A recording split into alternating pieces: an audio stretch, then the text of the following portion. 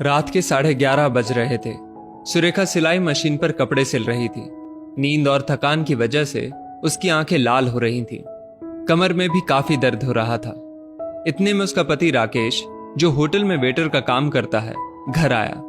वो भी थकावट के कारण सुस्त नजर आ रहा था। रविवार के दिन होटल में काम जरा ज्यादा हो जाता है। तुम अभी तक मशीन पर बैठी हो, देखो आंखें कितनी लाल हो रखी हैं। राकेश ने अपनी पत्नी सुरेखा से कहा, अरे एक अच्छा ऑर्डर आया है, कल ही समय पर पूरा करना है, इस कारण थोड़ी देर हो गई। आप हाथ मुंह धो लीजिए। आप खिचड़ी बनाने को कह गए थे ना, तो खाने में खिचड़ी बनाई है, सुरेखा ने कहा।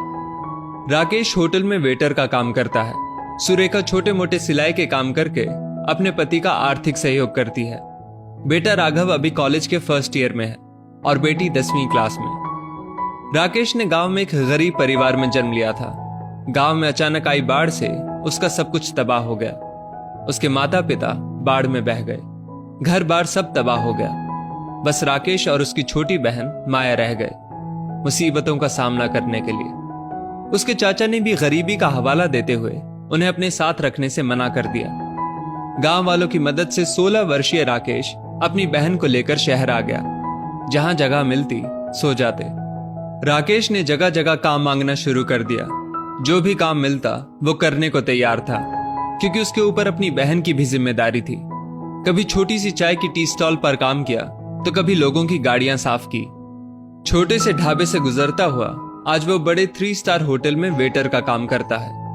उसकी बहन माया की शादी भी उसी स्तर के लड़के के साथ हो गई। राकेश ने एक अनाथ लड़की सुरेखा संग शादी कर ली।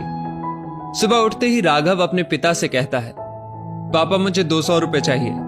लेकिन बेटा अभी 3 दिन पहले ही तो तुमने रुपए लिए थे, सुरेखा बीच में बोली। अब बेटा अच्छे कॉलेज में पढ़ता है, बड़े लोगों के साथ उठना बैठना है, पैसे तो लगते ही हैं। पिता ने बेटे को पैसे देते हुए कहा। थैंक यू पापा कहकर राघव कॉलेज के लिए निकल गया। शाम को राघव पैर पटकते पटकते घर के अंदर आता है और धम्म से पलंग पर बैठ जाता है। उसकी मां कहती है, क्या हुआ बेटा, इतने गुस्से में क्यों हो? आज पापा की वजह से मेरे नए कॉलेज में मेरी कितनी बेइज्जती हो गई। पता नहीं कैसे किसी को पता चल गया कि मेरे पापा एक वेटर हैं। सब लोग मुझे कह रहे थे कि पढ़ लिख कर क्या करोगे, आखिर बनना तो तुम्हें वेटर ही है। क्या पापा को वेटर ही बनना था, कोई दूसरा काम नहीं कर सकते थे? राघव ने गुस्से में बोला। बेटे के मुंह से अपने पिता के लिए अपमानजनक शब्द सुनते ही सुरेखा का पारा 7वें आसमान पर चढ़ गया। उसने अपने आप को संभालते हुए बेटे से कहा, आज तुम्हें अपने पापा पर गर्व होने की बजाय शर्म आ रही है। जब तुम्हारे पापा तुम्हारे लिए मनचाहे खिलौने लाते थे, तब तुम्हें उनके काम पर शर्म नहीं आई? जब तुम्हें अच्छे स्कूल में एडमिशन करवाया, अपनी जरूरतों को अनदेखा करते हुए तुम्हारी कोचिंग क्लासेस की भारी भरकम फीस भरी, तब तुम्हें उनके काम पर शर्म नहीं आई? उनके पास आज भी साधारण फोन है, पर तुम्हें स्मार्टफोन दिलाया, तब तुम्हें उनके काम पर शर्म नहीं आई? दिन रात मेहनत करके अपनी सारी इच्छाएं मारते हुए तुम्हारा शहर के अच्छे कॉलेज में एडमिशन करवाया, ताकि तुम्हारा भविष्य उज्जवल हो सके, तब तुम्हें उनके काम पर शर्म नहीं आई? तुम्हारे भविष्य की सफलता के लिए दिन रात जद्दोजहद में दौड़ते भागते रहते हैं। उनके भीतर हृदय में क्या चल रहा है, कभी समझने की कोशिश की तुमने?